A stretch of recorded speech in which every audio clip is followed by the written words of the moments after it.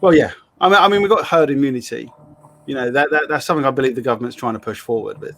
You know, behind the scenes, so to speak. So people going out and exposing themselves isn't that much if they haven't got any underlying conditions. You know, people. I do think shielding should continue and shielded properly, so that people, financially as well, because a lot of restrictions have been since we last spoke. There's been quite a lot of movement with a lot of stuff. I mean, one of the things I will say as well, as Ben Maggot, as I hope that's right, Ben. He wants us to talk about Mix 96. We'll talk about that. That's down in my notes for a little bit later.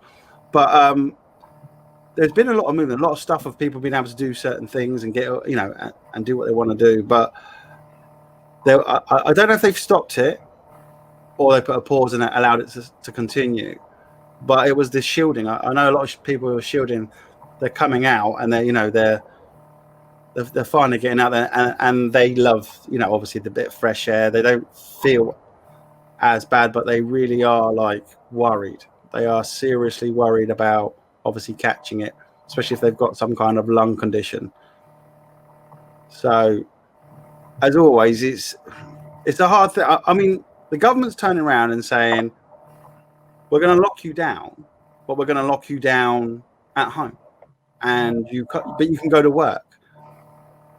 They want it both ways. That's like having your cake and eat it, isn't it? So you can see why people wouldn't really want to toe the line, so to speak. And also, they just probably don't care as well. So there is that.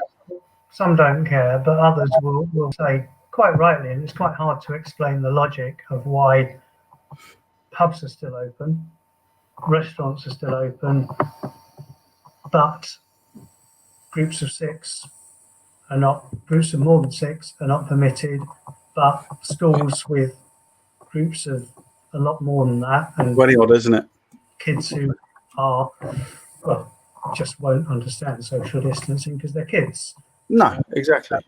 Being taught by teachers who then have to interact with their elderly relatives or other people in their family. And so I think people are saying, well, it's going to spread, whether it's me going around my friend's house for a few pints and watching the football, or via a school or a workplace.